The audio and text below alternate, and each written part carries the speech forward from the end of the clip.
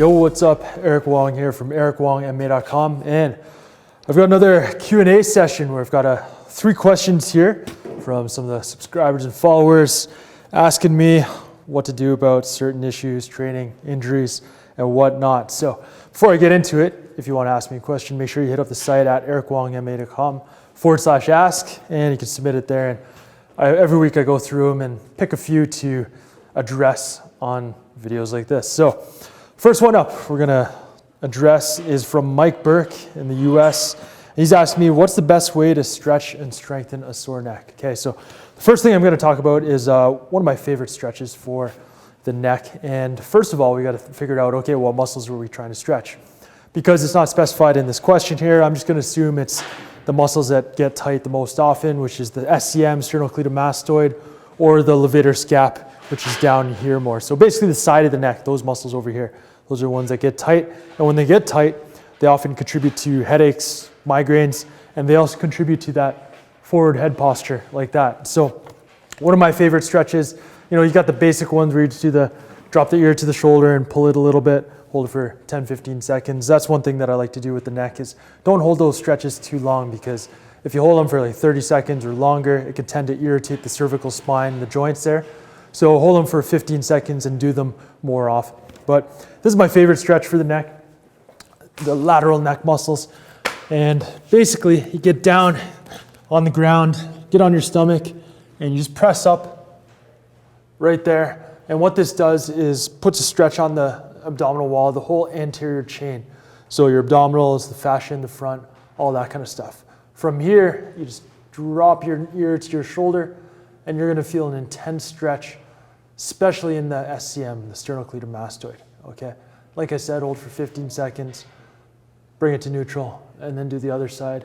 And you can do like 3 or 4 on each side there, okay? So the reason why that stretch is so effective is because at first you put that pre-tension on the anterior abdominal wall, the fascia, and all that stuff. You extend the T-spine, and that allows you to really put a stretch on SCM because that whole anterior chain is connected through the fascia. So you put the pre-stretch on first, and then you add that stretch onto the neck at the end, and you're going to get probably the best neck stretch you've ever felt. Okay, so Mike, hopefully that helps. Now, part 2 of your question, how to strengthen. Now, strengthening the neck is not something that I do a ton of, but when you do it, I like to do isometrics, because whenever you're doing any kind of neck harness type work, that really, especially under load, that really that's a lot of wear and tear on the cervical spine.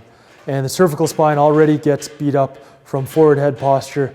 If you're doing MMA, from clinching, jiu-jitsu, getting pulled, neck cranks, all that kind of stuff, your neck's already getting yanked around a lot. So what I recommend is to train isometrics, and there's a few different ways you can do that.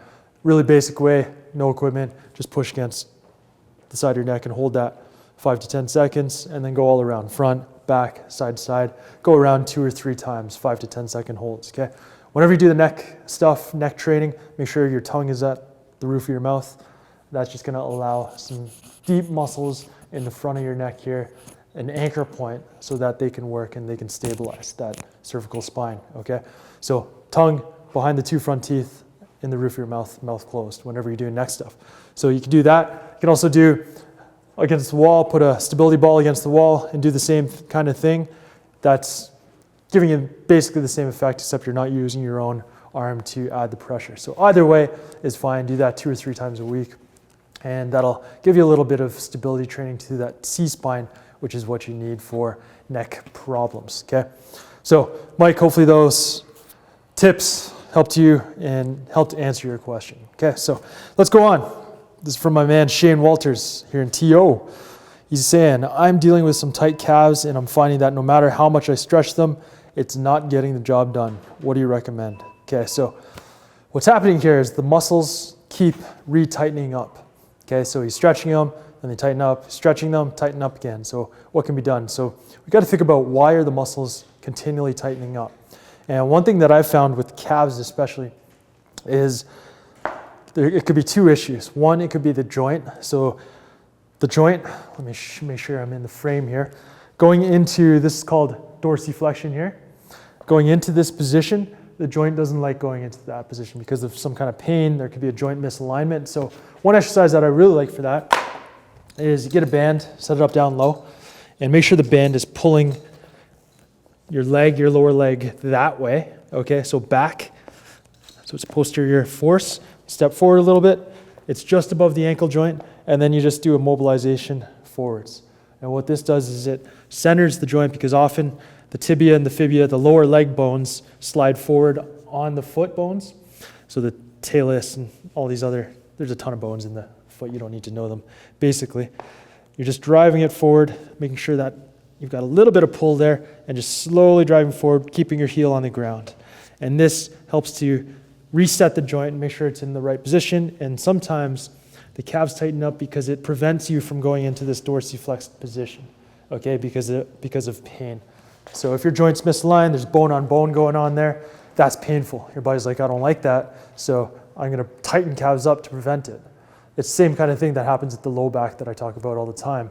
Why spasms happen after you tweak your back, because your neuromuscular system's thinking, oh, I gotta protect these joints, they're at risk of damage, so I better tighten up. So you can stretch all day and it's not gonna help because you're not addressing the root cause, okay? So that's one thing that I like. The other thing to think about is, that I see a lot, is the arch of your foot.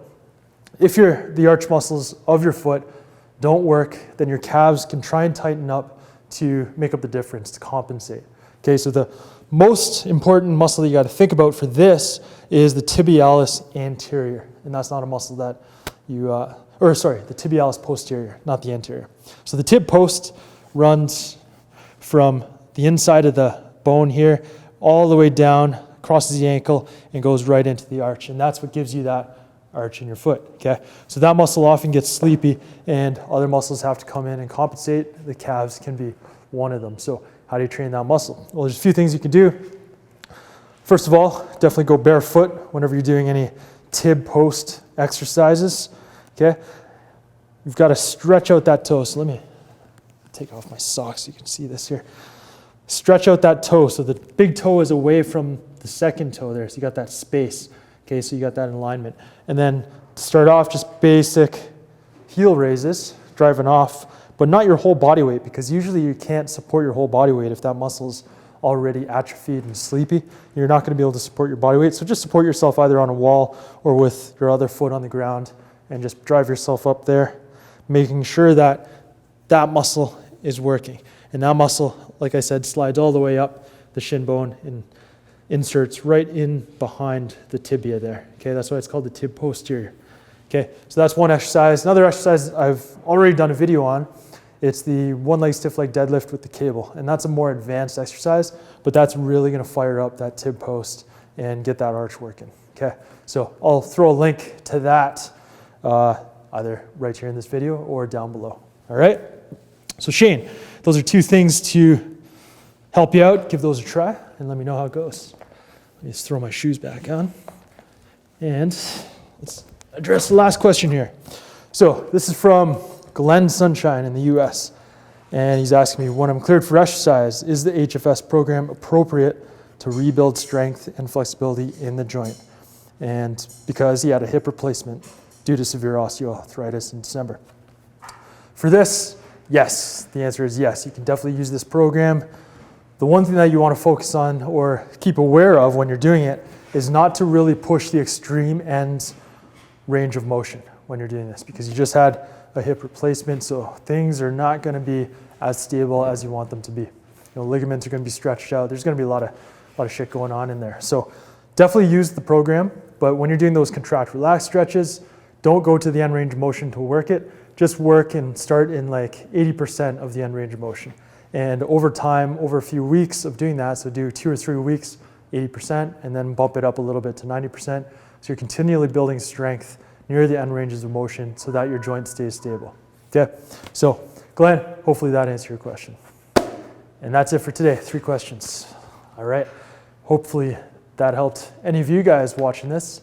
And if you want to make sure you get all the videos, don't forget to subscribe. That's it for now. I'm out. Peace.